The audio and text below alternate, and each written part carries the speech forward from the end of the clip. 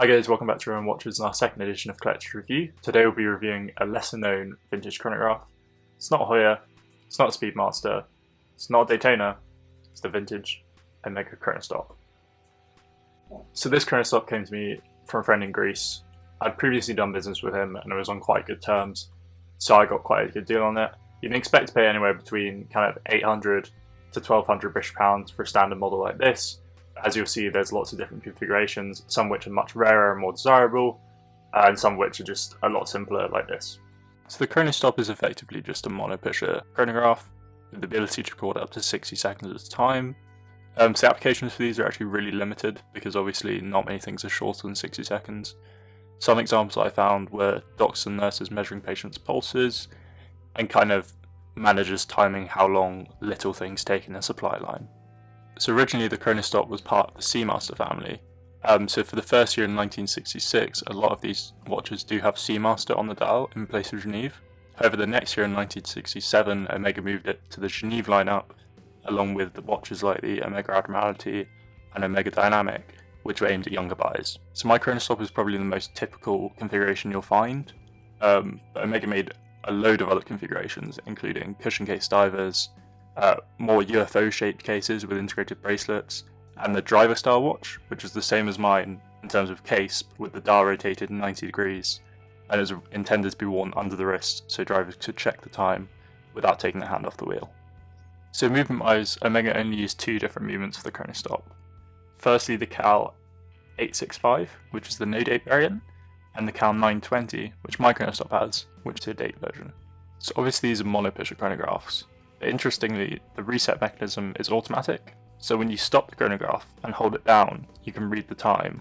When you let go, it automatically snaps back to 12 o'clock. So the Chronostop I have here is kind of a standard case, and it's got somewhat strange dimensions, partly due to its hooded lugs.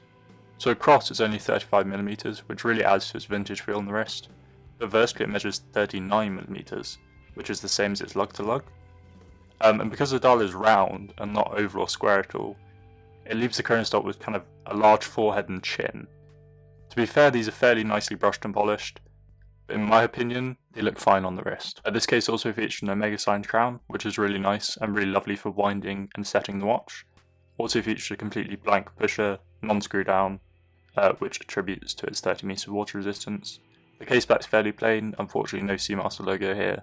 However, there is a small inscription on the back saying waterproof, tested, 30 meters. Now more specifically on my watch, I have a few things I want to talk about. Firstly, the white date window. I think it actually looks good in this application, although it had a lot of potential to look really bad. So the actual dial has patinaed to kind of a nice grey, and the white would really stick out, but luckily because of the white hands, I think it actually works really well. I doubt this was a deliberate design choice, and I'm sure it was just a cheaper thing for Omega to do, but luckily the end result is quite nice. The second detail about my watch is the crystal, which has unfortunately been replaced. Originally these should be flat top acrylics with a nice beveled edge, but this one's been replaced with a domed crystal, which is fairly common. I don't mind it, but it does make taking photos a bit annoying, and there's lots of reflection, etc. So watch out for that if you're looking for one. Another key accent colour of this Chronostop is obviously the orange second sound, which really gives a cool vintage feel to it, I think. Also, if you look really closely, you can see the Omega logo. Not the lettering, just the logo, is a matching orange colour.